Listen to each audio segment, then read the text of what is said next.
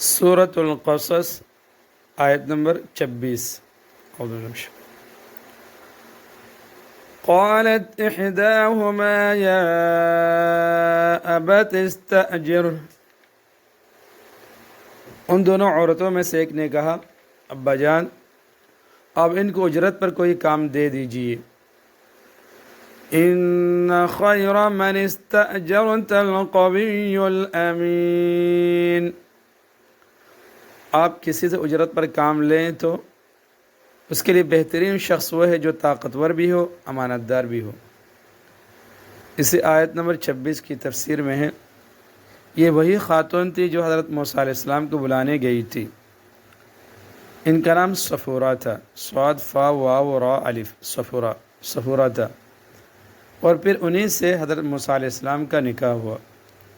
گھر میں ایک ایسے مرد کی ضرورت تھی جو گھر کے باہر کے کاموں کی دیکھ بھال کرے اور عورتوں کو بکریاں چرانے اور انہیں پانی پلانے کی ضرورت نہ پڑے۔ اس لیے انہوں نے یہ تجویز پیش کی کہ آپ انہیں اس کام پر رکھ لیں اور اس کی باقاعدہ اجرت طے کر لیں، اور خاتون کا یہ جملہ کہ آپ کسی سے اجرت پر کام لیں تو اس کے لیے بہترین شخص وہ ہے جو طاقتور بھی ہو، امانت دار بھی۔ ان کی کمال عقل مندی کا ثبوت ہے۔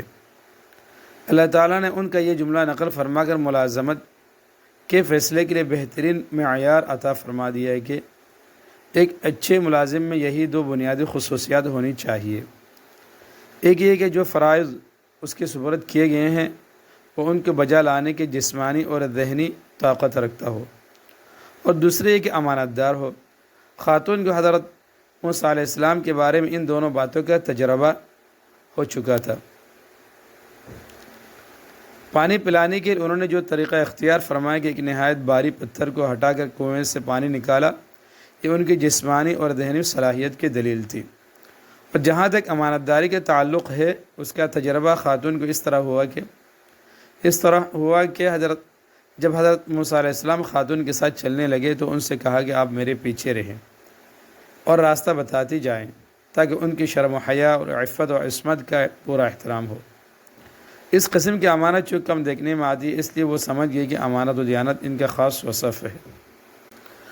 آیت نمبر 27 قال انی اريد ان انکحک احدی ابنتی ہاتین، ان کے باپ نے کہا میں چاہتا ہوں کہ اپنی ان دو لڑکیوں میں سے ایک سے تمہارا نکاح کر دوں۔ علی ان تأجرنی 8 حجج، بشرطے کہ تم 8 سال تک اجرت پر میرے پاس کام کرو۔ فإن أتممت 10 فمن عندك، پھر اگر تم 10 سال پورے کر دو تو یہ تمہارا اپنا فیصلہ ہوگا۔ وما أريد أن أشق عليك، اور میرا کوئی ارادہ نہیں ہے کہ تم پر مشقت ڈالوں۔ ستجدنی ان شاء اللہ من الصالحین، انشاءاللہ تم مجھے ان لوگوں میں سے پاؤ گے جو بلائی کا معاملہ کرتے ہیں۔ اس آیت نمبر 27 کی تفسیر میں اس وقت تو حضرت شعیب علیہ السلام نے دونوں میں سے کسی ایک صاحبزادی کی تعین نہیں کی، لیکن جب باقاعدہ نکاح ہوا تو متعین کر کے معروف طریقے کے مطابق ہوا، اور اجرت پر کام کرنے سے مراد بکریاں چرانا تھا۔ بہت سے فقہا اور مفسرین نے قرار دیا کہ بکریاں چرانے کو حضرت شعیب علیہ السلام نے اپنے صاحبزادی کا مہر مقرر کیا تھا، لیکن اس پر اول تو یہ اشکال پیدا ہوتا ہے کہ آیا بیوی کا کوئی کام کرنا مہر بن سکتا ہے یا نہیں، اس میں فقہا کا اختلاف ہے۔ دوسرے یہاں تو بیوی کا نہیں بلکہ بیوی کے والد کا کام کرنے کا معاہدہ ہوا تھا، جو حضرات اس معاہدے کو مہر قرار دیتے ہیں، اگرچہ انہوں نے اس اشکال کا بھی جواب دینے کی کوشش کی ہے لیکن وہ تکلف سے خالی نہیں ہے۔ اس کے برعکس بعض مفسرین اور فقہا نے یہ موقف اختیار فرمایا ہے کہ بکریاں چرانا بطور مہر نہیں تھا بلکہ یہ دو الگ الگ باتوں کی مفاہمت تھی۔ حضرت شعیب علیہ السلام یہ چاہتے تھے کہ حضرت موسیٰ علیہ السلام ان کی بکریاں بھی چرائیں جس کی اجرت الگ مقرر ہو، اور ان کے صاحبزادی سے نکاح بھی کریں جس کا مہر الگ سے قاعدے کے مطابق طے کیا جائے۔ ان دونوں باتوں کے بارے میں ان کی مرضی معلوم کرنے کے لیے آپ نے دونوں باتیں ذکر فرمائیں، تاکہ جب وہ ان باتوں کو منظور کر کے وعدہ کر لے تو نکاح اس کے اپنے طریقے سے کیا جائے، جس میں لڑکی کا تعین بھی ہو، گواہ بھی ہو اور مہر بھی مقرر کیا جائے، اور ملازمت کا معاہدہ اپنے طریقے سے کیا جائے، جس میں اجرت باقاعدہ مقرر کی جائے۔ چنانچہ یہ دونوں معاملات اپنے اپنے احکام کے مطابق اپنے اپنے وقت پر انجام پائیں، اور اس وقت صرف ان معاملات کو آئندہ وجود میں لانے کا دونوں طرف سے وعدہ کیا گیا، لہذا اس پر اشکال بھی نہیں ہو سکتا کہ ایک معاملے کو دوسرے معاملے کے ساتھ مشروط کیا گیا ہے۔ یہی موقف حضرت علامہ بدر الدین عینی رحمۃ اللہ علیہ نے شرح بخاری میں اختیار فرمایا ہے۔ دیکھیے عمدۃ القاری کتاب الاجارات، آیت نمبر 28۔ قال ذلك بینی وبینک، موسیٰ نے کہا علیہ السلام یہ بات میرے اور آپ کے درمیان طے ہو گئی۔ ایما الاجلین قضیت فلا عدوان علی، دونوں مدتوں میں سے جو بھی پوری کر دو تو مجھ پر کوئی زیادتی نہ ہوگی۔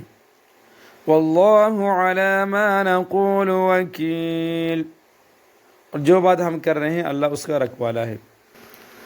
آیت نمبر 29۔ فلما قضى موسى الأجل وسار بأهله، پھر جب موسیٰ نے علیہ السلام وہ مدت پوری کر لی اور اپنے اہلیہ کو لے کر چلے، آنس من جانب الطور نارا، تو انہوں نے کوہ طور کی طرف سے ایک آگ دیکھی۔ قال لأهلهم كثوا، انہوں نے اپنے گھر والوں سے کہا ٹھہرو۔ انی آنست نارا لعلی آتیکم منها بخبر، میں نے ایک آگ دیکھی ہے، شاید میں وہاں سے تمہارے پاس کوئی خبر لے آؤں۔ او جذوۃ من النار لعلکم تصطلون، یا آگ کا کوئی انگارہ اٹھا لاؤں تاکہ تم گرمائیں حاصل کر سکو۔ اس آیت نمبر 29 کی تفسیر میں ہے، بعض روایت سے معلوم ہوتا ہے کہ انہوں نے 10 سال حضرت شعیب علیہ السلام کے پاس پورے کیے تھے۔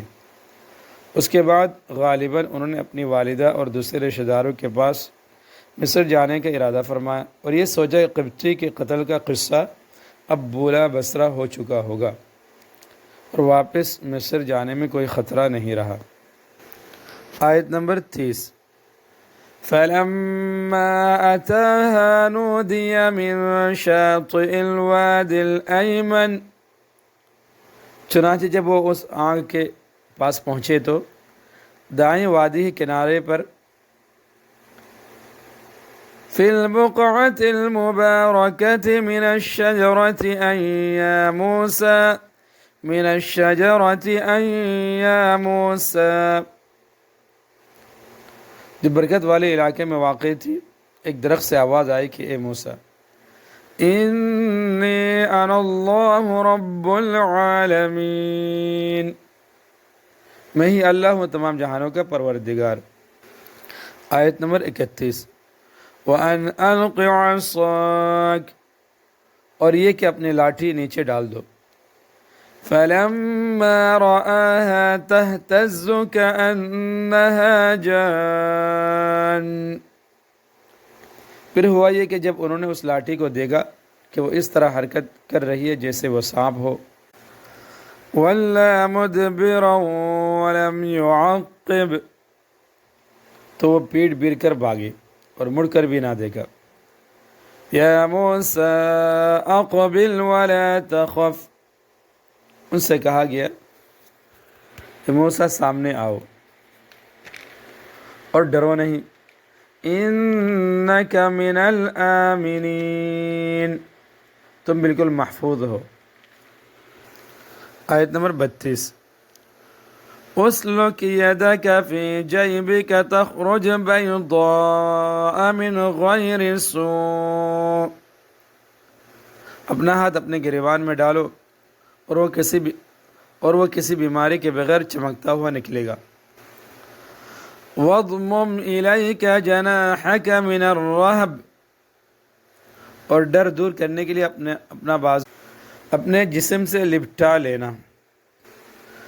فَذَلِكَ بُرْهَانَانِ مِنْ رَبِّكَ إِلَى فِرْعَوْنَ وَمَلَئِهِ، اب یہ دو زبردست دلیلیں ہیں جو تمہارے پروردگار کی طرف سے فرعون اور اس کے درباریوں کے پاس بھیجی جا رہی ہے۔ إِنَّهُمْ كَانُوا قَوْمًا فَاسِقِينَ، وہ بڑے نافرمان لوگ ہیں۔ اس آیت نمبر 32 کی تفسیر میں ہے، لاٹھی کے سانپ بننے اور ہاتھ سے اچانک روشنی نکلنے کے واقعات سے جو طبعی گھبراہٹ ہوئی، اس کا علاج بھی اللہ تعالیٰ نے یہ بیان فرمایا کہ جس ہاتھ کو بغل سے نکالا تھا اور وہ چمکنے لگا تھا، اسے دوبارہ اپنے جسم سے لپٹا لو تو گھبراہٹ دور ہو جائے گی۔ آیت نمبر 33، قال رب انی قتلت منهم نفسا فاخاف ان یقتلون، موسیٰ نے کہا علیہ السلام نے اللہ تعالیٰ سے دعا کی، اے میرے پروردگار، میں نے ان کے ایک آدمی قتل کر دیا تھا، اس لیے مجھے ڈر ہے کہ وہ مجھے قتل نہ کر دیں۔ آیت نمبر 34، وَأَخِي هَارُونُ هُوَ أَفْصَحُ مِنِّي لِسَانًا، اور میرے بھائی ہارون کی زبان علیہ السلام مجھ سے زیادہ صاف ہے، اس لیے فَأَرْسِلْهُ مَعِيَ يَرِدْ أَن يُصَدِّقُنِي، اس لیے ان کو بھی میرے ساتھ مددگار بنا کر بھیج دیجیے کہ وہ میری تائید کرے، میری تصدیق کرے۔ انی اخاف ان یکذبون، مجھے اندیشہ ہے کہ وہ لوگ مجھے جھٹلائیں گے۔ اس آیت نمبر 34 کی تفسیر میں ہے، جیسا کہ سورۃ طٰہٰ میں گزرا ہے، بچپن میں حضرت موسیٰ علیہ السلام نے ایک انگارہ زبان پر رکھ لیا تھا، جس کی وجہ سے ان کی زبان میں تھوڑی سی لکنت پیدا ہو گئی تھی، اس لیے انہوں نے درخواست کی کہ ان کے بھائی حضرت ہارون علیہ السلام کو بھی ان کے ساتھ نبی بنا کر بھیج دیا جائے، کیونکہ ان کی زبان زیادہ صاف ہے۔ آیت نمبر 35، قال سنشد عضدك بأخيك ونجعل لكما سلطانا، ارشاد ہوا ہم تمہارے بھائی کے ذریعے تمہارے ہاتھ مضبوط کیے دیتے ہیں اور تم دونوں کو ایسا دبدبہ عطا کر دیتے ہیں، فلا يصلون إليكما بآياتنا أنتما ومن اتبعكما الغالبون، کہ ان کو ہمارے نشانیوں کے برکت سے تم پر دسترت حاصل نہیں ہوگی، تم اور تمہارے پیروکار ہی غالب رہو گے۔